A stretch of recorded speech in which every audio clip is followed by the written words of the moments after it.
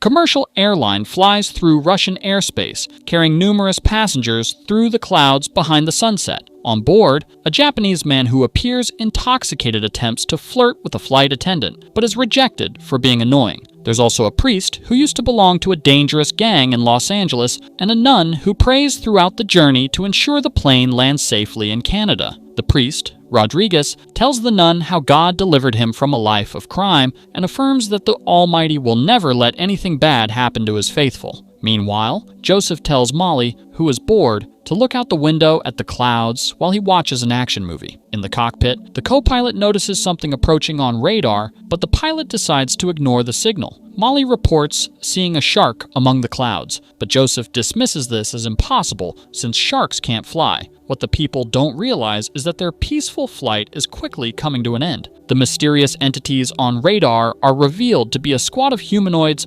riding on flying sharks. These creatures, piloted by German zombie soldiers, surround the entire aircraft and shoot a missile directly at it.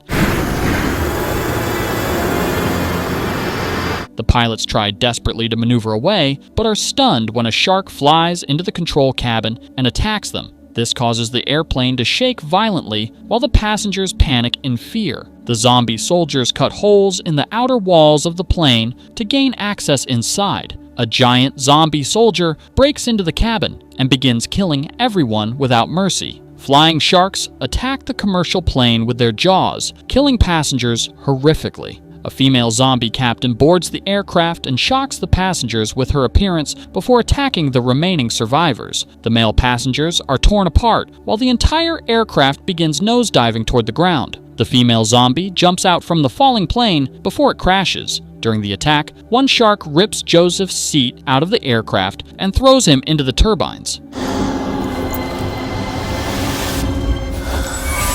The plane crashes between Greenland and Iceland. Authorities launch a search and discover that approximately 157 passengers and 7 crew members were on board the flight that disappeared from radar at 7:02 p.m. Only 8 bodies are recovered from the wreckage. Later in New York City, a woman named Angelique drives to the headquarters of Richter Technology. She is the daughter of the company's owner, Klaus Richter. Despite being 115 years old, Richter keeps himself alive beyond his natural lifespan, using a special serum that his company has developed. This liquid restructures the DNA sequence of the user's cells to reduce cell decay, giving him the vigor of a 75-year-old man. Richter and Angelique learn about the attack on their company's airline. They discover that a passenger recorded video of one of the attackers approaching the aircraft. Richter's team finds a suspicious warship near the crash site, and he sends his other daughter, Diabla, to investigate this location with a local guide.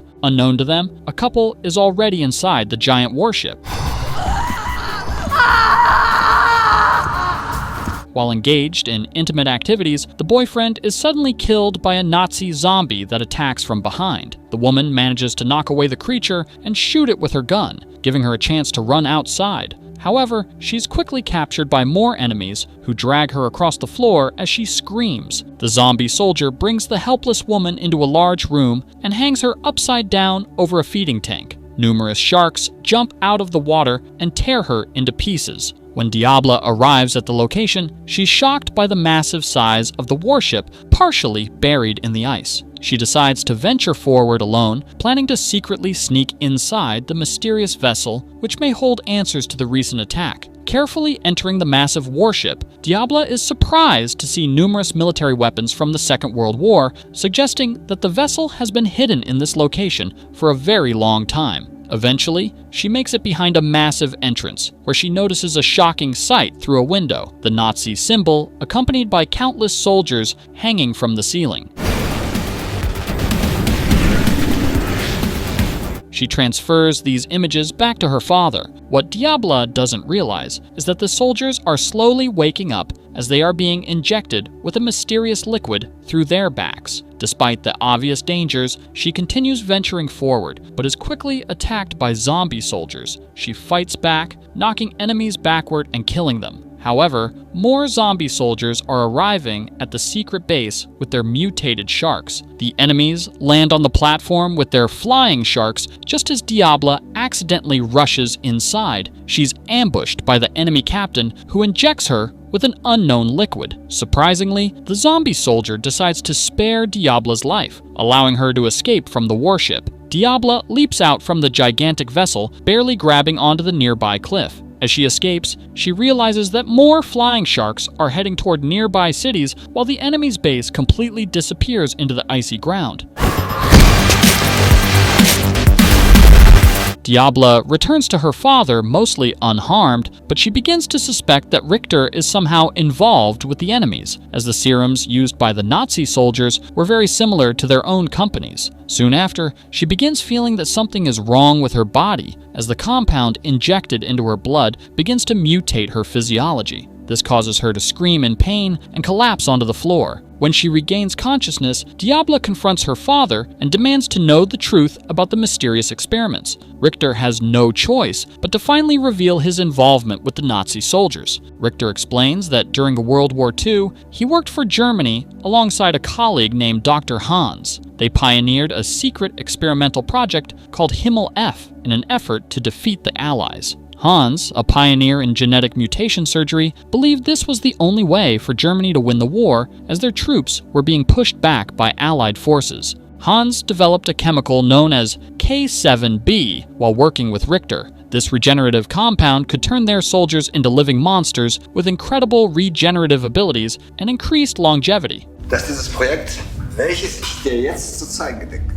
The serum could also be vaporized into the atmosphere, quickly reviving fallen soldiers on the battlefield and turning them into additional infantry for the Nazi Empire. Furthermore, Hans designed an army of biomechanical sharks capable of flight, which would allow German soldiers to destroy their opponent's air forces and eventually win the war. However, before they could complete building the zombie soldiers, the Allied forces invaded Germany and began bombing everything in sight. Dr. Hans decided to escape, but Richter refused to abandon the country like a shameful deserter, resulting in Hans shooting him in the chest. Richter saved himself using the serum he invented, while Hans tried to escape alongside other deserters, unleashing their weapons on anyone who stood in their way. After the war, when the Allies were punishing Nazi members for their crimes against humanity, Richter revealed his secret experiments to his captors in exchange for immunity. He used his knowledge to create one of the largest technology companies in the world. Hearing this dark family history,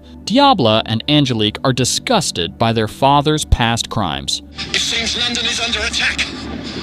Several sky sharks! Meanwhile, the Nazi zombie sharks have started attacking countries worldwide, including London, Barcelona, and Berlin. This causes tremendous chaos as people are massacred by the undead soldiers and their flying sharks. Despite tremendous efforts from militaries around the world, humans are unable to neutralize the enemies due to the cloaking ability of the flying sharks. With no other choice, Richter decides to work with his daughters while contacting all his military associates from different countries, hoping they can develop a plan to defeat the horrific enemies. He reaches out to Colbert, Dr. Katsu, a Japanese shark expert, and General Frost. However, all he discovers is more bad news. Military forces worldwide are completely outmatched by the mutated Nazi armies. Worse still, the enemy has a breeding program where more flying sharks and zombie soldiers can be produced. The Japanese scientists propose using a high-energy sonar pulse to disable the sharks' invisibility. However, this plan requires stopping all flights worldwide and using another civilian aircraft as bait near the enemy's headquarters to lure out the remaining shark monsters. Richter gives Angelique a suppressant for the Nazi serum to use on Diabla if she's overtaken by the mutating compounds inside her body. At an airport, all flights have been canceled, leaving passengers waiting impatiently. Suddenly, they're informed that their flight has been reinstated. The passengers eagerly board the aircraft, unaware of the danger ahead. As the plane flies through the night sky, the flying sharks surround it, while the people remain oblivious to the incoming threat. The Nazi zombies land on the aircraft and begin cutting open the walls from the outside. This causes the plane to shake violently, while all the passengers panic in fear. The zombies kill the pilots and prepare to attack the passengers. Some passengers try to hide or escape, while others face the attackers directly. 2 passengers secretly sneak into the aircraft's restroom for intimate activities, unaware of the danger outside. The zombies shoot a giant metal chain that penetrates the aircraft's body, creating a massive chainsaw. they turn on this terrible weapon, shredding the entire aircraft and cutting many passengers into pieces. The remaining survivors are killed with flamethrowers. Richter's military team arrives but is too late to save the passengers. They fire their sonar weapon, causing a huge shockwave that rips open the nearby aircraft and drops the plane toward the ground.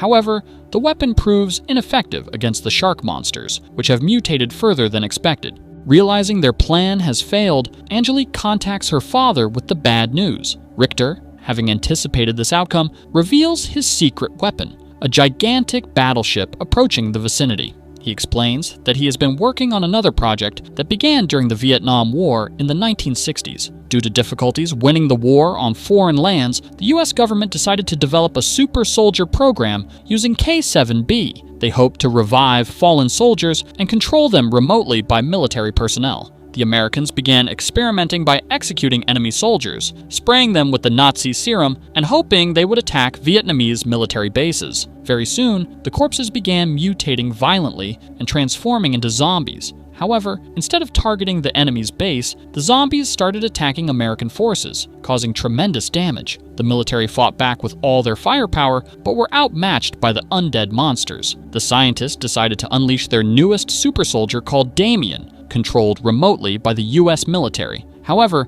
adrenaline from Damien's human host created a malfunction in the system, causing the creature to rip out the receiver from its head. I can't forget the deeds I've done. This caused the super zombie to attack both allies and enemies, killing everyone on the battlefield and creating massive casualties for the American military. This tragic incident allowed Richter to finally develop nanotechnology to control future subjects. Now Richter begins connecting his brain using an implanted chip to establish a network with a massive creature, while all the weapons equipped on the giant monster are being calibrated for the incoming battle. However, Diabla has been completely transformed by the Nazi serum, causing her to betray her comrades by opening their aircraft's door for the incoming enemies. The Nazi zombies board immediately, and the human soldiers try desperately to fight them off, but are quickly defeated. Diabla, now working for the enemy, points her pistol at her sister. Fortunately, Angelique manages to knock away the woman and inject the antidote into her sister's neck, allowing the suppressant to overcome the serum inside Diabla's body as she eventually reverts back to normal. Just before the Nazi zombies can deal a final blow to the aircraft, Richter's massive shark monster bites onto the enemy from behind. Richter immediately turns the tide of the battle, chasing the enemies furiously and destroying many flying sharks, knocking them out of the sky. However, numerous enemies still chase his daughter's aircraft. Richter lures the enemies away from his children, charging toward the flying sharks and tearing them into pieces. The Nazi soldiers retaliate by shooting missiles at Richter's shark, but this allows him to lock onto the flying enemies. He unloads bombs toward the Nazi monsters, completely incinerating the creatures and causing them to drop from the sky. The team celebrates their victory, having miraculously defeated the undead enemies against tremendous odds. Richter, still feeling guilty for his past crimes against humanity, plans to apologize to his children again, but discovers they've forgiven their father a long time ago. This fills the old man with happiness as he finally decides to retire from the company while looking peacefully into the city. What they don't realize is that the war against the Nazis is far from over. One of Richter's colleagues was actually the mastermind behind the enemy's resurgence, and countless more zombie soldiers are being created, planning to attack humanity in the near future.